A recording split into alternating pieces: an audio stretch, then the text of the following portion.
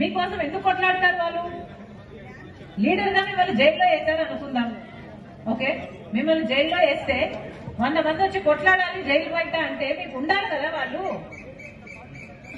మీరు మెసేజ్లలో రండి అంటే వాళ్ళు వస్తారా అప్పుడు జైళ్ళలో?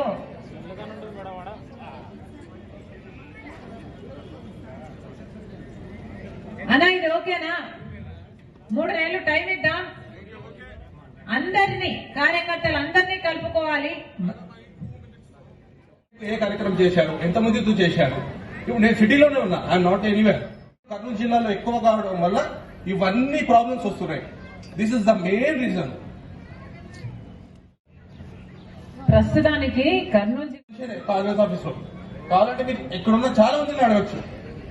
అది కూడా 10 మంది సమక్షంలో చెప్పాడు ఈ మాట.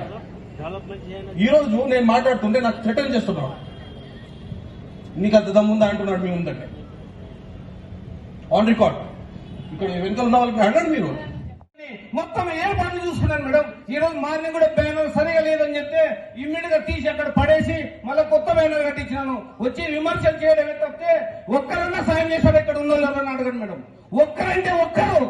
జిలాని ఏం చేస్తున్నావు, జిలాని ఎట్లా చేసుకుంటున్నావు, జిలాని ఏమైనా ఖర్చు అవుతుందా, మేమేమైనా పార్టిసిపేట్ చేయాలా? ఒక్క నిమిషం, నువ్వు చేయట్లేదు అని అనట్లేదు, వాళ్ళని కలుపుకోపోవట్లేదు అని వాళ్ళు అంటున్నారు. వాళ్ళకి మెసేజ్లలో ఎందుకు వస్తున్నాయి, వాళ్ళతో నీకు కనెక్షన్ ఎందుకు లేదు అని అడుగుతున్నారు. మేడం కార్యక్రమం గురించి ఒక కమిటీ వేశాం.